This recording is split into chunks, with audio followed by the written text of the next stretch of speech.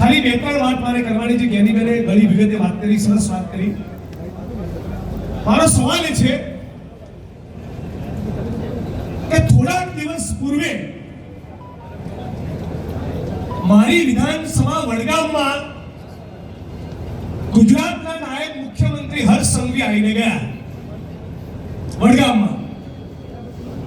એના થોડાક દિવસ પછી પાલનપુરના એક કાર્યક્રમમાં રાજ્યના મુખ્યમંત્રી આવ્યા.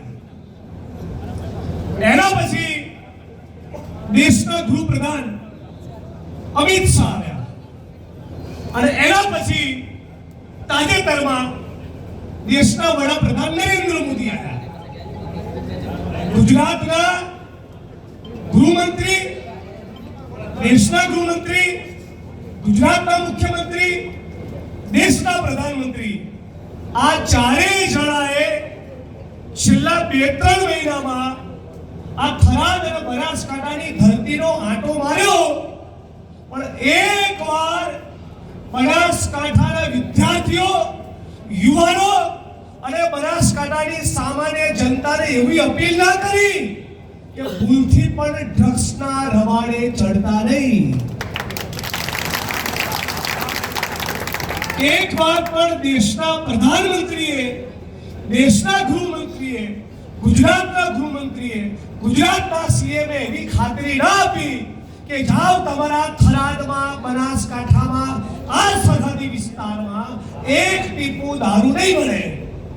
આપી ખાતરી? એવું કોઈ વચન આપ્યું કે આ વિસ્તારના યુવાનોની ધમની અને શિરામાં હવે પછી ડ્રગ્સનું દૂષણ ઘૂસવા દઈશું નહીં? આવી કોઈ જ ખાતરી, આવી કોઈ જ બાહેધરી, આવું કોઈ જ વચન ગુજરાતની સરકાર, ભારતની સરકાર આ વિસ્તારની જનતાને આપવા માંગતી નથી. મતલબ કે બુટલેગરોને અને અમને સંવાદદારી પોલીસને એવો સંદેશ આપે છે, તમે તારે બેન દીકરીઓ, માતાઓને વિધવા થવા દો. લંડનમાં, અમેરિકામાં, ઓસ્ટ્રેલિયામાં આઈએસ આઈપીએસ અધિકારીઓ અને ભાજપના મંત્રીઓની પત્નીએ શોપિંગ કરવાનું અને અહીં આપણી બેન દીકરીઓ, માતાઓએ વિધવા થવાનું, આ ધંધો તમે તારે ચાલુ રાખો. આવો એની અંદરનો છુપો ભાવ રહેલો છે.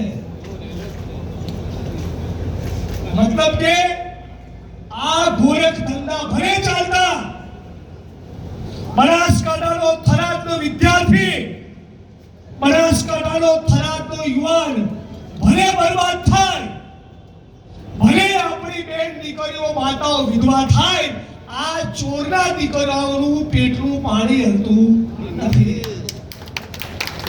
તો આમનું શું કરવું પડે? આમની પાકા પાયે દવા કરવી પડે. અને પાકા પાયે દવા કરવી હોય તેનો પ્રસંગ આવીને ઉભો છે. પાડી તો કચકચાઈ 90% વોટિંગ કોંગ્રેસની તરફેણમાં કરો.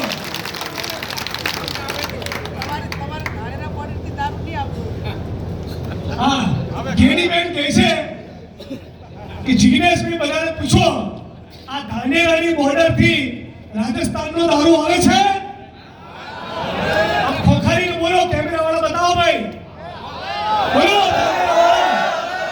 રાજસ્થાનની બોર્ડરથી વાયા, ધાનેરા, થરાદ, બનાસકાંઠા અને ગુજરાતમાં દારૂ ઘુસાડવામાં આવે છે. દારૂ ઘુસાડવામાં આવે છે. પોલીસની રેડ નજર છે. તો જિલ્લા કલેક્ટર તંત્રને પોલીસની જવાબદારી બને છે, ગૃહમંત્રીની જવાબદારી બને છે, મુખ્યમંત્રીની જવાબદારી બને છે.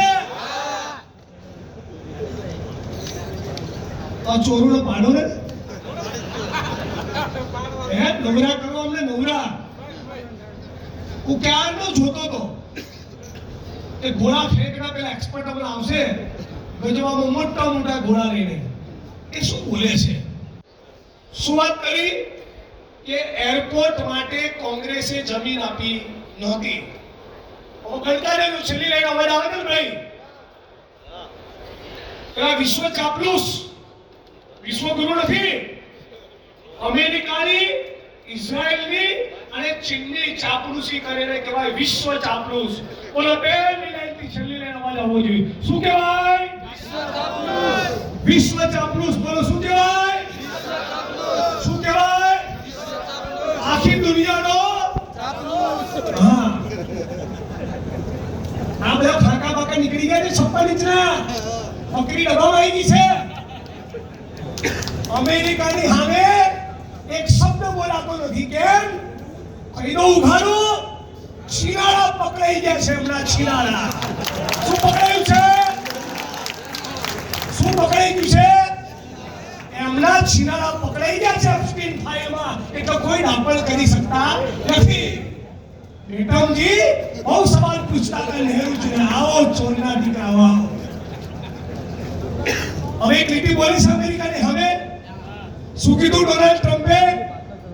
હું ઈચ્છું તો નરેન્દ્ર મોદીની કારકિર્દી ખતમ કરી કાઢું. મારો ઠાકો. હવે જે સવાલ તમે નહેરુજીને પૂછો છો, કોંગ્રેસ પાર્ટીને પૂછો છો, આપો જવાબ અમેરિકાને.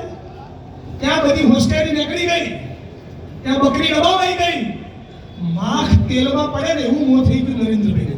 જોઈ લેજો. તેલમાં પડેલી માખ હોય ને એવું 25 પૈસા જેવડું મોં થઈ ગયું છે. 8 વર્ષની, 10 વર્ષની, 12 વર્ષની માસૂમ દીકરીઓ આખી દુનિયાની એને એક ટાપુ ઉપર લઈ જાય, દિવસોના દિવસો સુધી ગોદી રાખે, એનું શારીરિક શોષણ થાય. આખી દુનિયાના લૂંટેરા પૂંજીપતિ ઉદ્યોગપતિઓ એ 8, 10, 12 વર્ષની દીકરી ઉપર બળાત્કાર ગુજારે અને આખા બળાત્કારનું આયોજન ગોઠવે જેફરી એપ્સ્ટીન. અને એની સામે ગુનો દાખલ થયો અને ગુનો સાબિત થયો. એના પછી નરેન્દ્ર મોદી કે સલાહ લેવા જતા હતા. આ ભારતના ઇતિહાસનો પહેલો પ્રધાનમંત્રી છે જે દુનિયાના સૌથી કુખ્યાત બળાત્કારી અને સેક્સ મેનિયાકની સલાહ લેવા જતા હતા. અને અહીંયા ખરાબમાં તમને સલાહ આપે છે. શું કીધું? આ એરપોર્ટ માટે કોંગ્રેસે જમીન નથી આપી. કોઈ વ્યક્તિનું નામ નથી લેવા માંગતો, પણ જેટલા પણ ભારતીય જનતા પાર્ટી વાળાને આવું લાગતું હોય બધાને એક લાઈનમાં ઉભા રાખીને પૂછ્યું કે તારો બાપો કઈ સ્કૂલમાં ભણ્યો અને એની જમીનો કોણે આપી હતી? કોણે આપી હતી? હા, ગુજરાતમાં જેટલી આંગણવાડીઓ બની, શાળાઓ બની, કોલેજ બની, યુનિવર્સિટી બની, પીએસસી બન્યા, સીએસસી બન્યા, સરકારી દવાખાના બન્યા, આ પાણીની ટાંકી બની, આ મોટા મોટા ડેપો બન્યા, એ બધાની જમીનો કોણે આપી હતી? ભાઈ બોલો. મોટીથી બોલો. હવે કેવું કોણે આપી હતી? કોંગ્રેસે. વિધાનસભામાં આપણે બોલ્યો તો 12 લાખ એકર એટલે 25 લાખ વીઘા જમીન.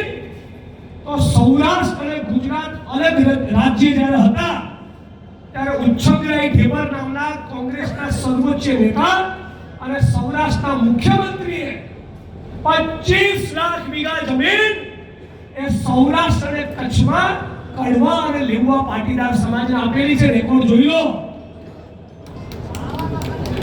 આદિવાસી, ઓબીસી, દલિત અને આર્મીના નિવૃત્ત જવાનોને સરકારી પડતર જમીનમાંથી 5 લાખ એકર 10 થી 12 લાખ વીઘા જમીન આપ્યા. 1.5 લાખ એકરથી વધારે જમીન ટોચ મર્યાદામાં આપી. ગાંધીજીના નિકટના સાથી વિનોબા ભાવે મોટા જમીનદારો આગળ ટેલ નાખી હાથ જોડી વિનંતીઓ કરી રજવાડા જોડેથી અને ક્ષત્રિય સમાજ જોડે હાથ જોડીને જમીનો જે દાડિયાઓને અપાઈ એ પાછી જુદી. આ ખાલી ગુજરાતની વાત કરું છું. આપણા ગુજરાતમાં જ કોંગ્રેસની સરકારોએ 40-50 લાખ વીઘાથી વધારે જમીન એ ખેત મજૂર અને ખેડૂતોને ફાળવી છે. અને ભારતીય જનતા પાર્ટીએ ખાલી અદાણીને, અંબાણીને, બિલ્ડરોને, પૂંજીપતિઓને અને મોટા મોટા ધંધા શેઠોને જમીન ફાળવી છે. એમણે પશુપાલકોને, રબારીને, પરમારને, આહિરને, ગઢવીને, કોળીને, ઠાકોરને, ચૌધરીને, પ્રજાપતિને, દેવી પૂજકને, રાવણને, આદિવાસીને, દલિતોને કોઈ જમીન ફાળવી હોય તો ઇન્ડિયન નેશનલ કોંગ્રેસ ફાળવી છે. ડંકાની ચોટ ઉપર કહેવાય. અને છેલ્લી વાત, ચૂંટણી આવશે એટલે થરાદમાં અને બનાસકાંઠામાં તો આમનો મેળ પડતો જ નથી. આ એક એવો ગઢ અને કિલ્લો છે જેનો કાંકરો પણ ખરતો નથી. એટલે શું કરશે? આ દેશની માટીને, આ દેશની ધરતીને લૂંટીને જે કરોડો અરબો ભેગા કર્યા છે એના બંડલો તૈયાર રાખશે. કોઈ બી તાલુકા ડેલિગેટ, જિલ્લા ડેલિગેટ તારે કેટલા જોઈએ, આનો ધંધો ના થાય એની ખાલી તકેદારી રાખવાની છે.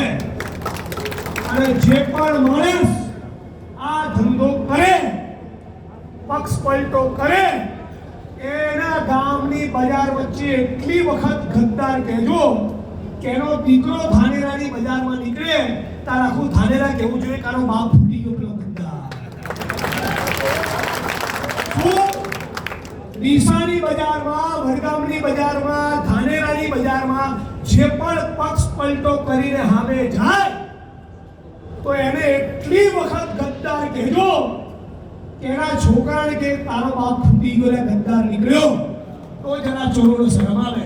હવે એકાદ તો બચ્યું હોય તો, બાકી એવું થવાનું નથી. અને છેલ્લી વાત, પોલીસ પ્રશાસનના મિત્રોને કહેવા માંગુ, કાળનું ચક્ર બદલાશે, બહુ સમય નહીં લાગે. ગુનાહિત પ્રવૃત્તિમાં તમારા સાહેબોના અને કમલમના કહેવાથી ગુનાહિત પ્રવૃત્તિમાં પડતા નહીં. અમારા ઉમેદવાર, અમારા ટિકિટ વાંચુ લોકો પર જૂના કેસની બીક બતાવતા નહીં, દાટીઓ બતાવતા નહીં. દાટીઓ બતાવનારા તો ભૂકા કાઢવા જ પહેલા થયા છીએ. ખોટો પાવર કમાવાનો કરતા નહીં. બાકી તમારી બધાની સામે જે પણ ટણી કરે, દાદાગીરી કરે, એ ભારતીય જનતા પાર્ટીનો આગેવાન હોય કે પોલીસ પ્રશાસનનો માણસ હોય, સેજ પણ આંખની ભ્રમર ઊંચી કરે, નામ જોગ પોલીસ સ્ટેશનમાં ફરિયાદ આપી દો. પોલીસ સ્ટેશનનો વડો હોય તો એની વિરુદ્ધ પણ એના જ પોલીસ સ્ટેશનમાં ફરિયાદ થાય. એસપી હોય, કલેક્ટર હોય કે એની કચેરીમાં પણ એની વિરુદ્ધમાં ફરિયાદ થાય. ફરિયાદ કરીને ઓછી લઈ લેજો. એ પડ્યું 5 વર્ષે, 10 વર્ષે, 15 વર્ષે પાકે એવી દવા કરીશું, એની ગેરંટી. અમુક દવા ઇમિડિયેટલી કરીશું, અમુક હાઈકોર્ટમાં 2, 4, 6, 8, 10 મહિને કરીશું, અને અમુક દવા તાબડતોબ નહીં થાય એવી હોય તો મને 45 થયા છે બેટમની, યાદ રાખજો તારે. અને આ બધા બહુ માટી પડા છે. આ બધા જે સાહેબો થઈને જનતા ઉપર ટણી કરતા હોય છે ને, આવા ટણી કરનારાની જોડે એકવાર મને લઈ ગયો ચેમ્બરમાં, મને જોઈને તાવ આવે છે તે તમને બતાવે. મને ખાલી જોઈને તાવ આવી જશે, બેચારને તો શું હતું, આમ આટલો હાકો તો કરું ને તો શેરંડી થઈ જાય. એટલે શું તાકાતથી જવાનું.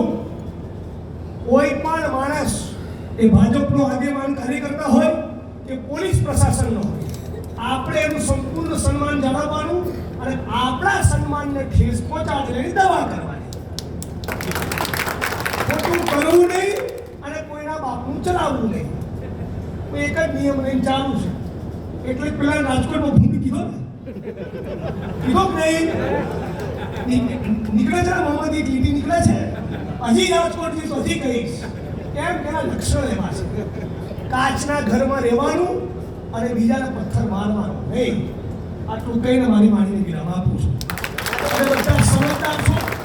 કોંગ્રેસ સાથે તમારા વડવાઓ પણ જોડાયેલા છે.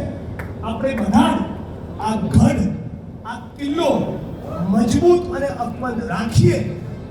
દરેકે દરેક આગેવાનને, કાર્યકર્તાને ટિકિટ મળે કે તમે ગુલાબસિંહભાઈની જગ્યાએ હોય કે મારી જગ્યાએ હોય કે પ્રદેશના પ્રમુખ બની જાવ, કોઈ શક્ય નથી.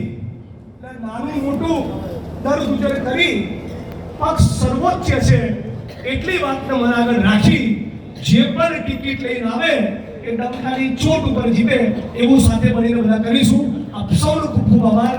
જય કોંગ્રેસ, જય ભારત, જય સંવિધાન, જય ભીમ.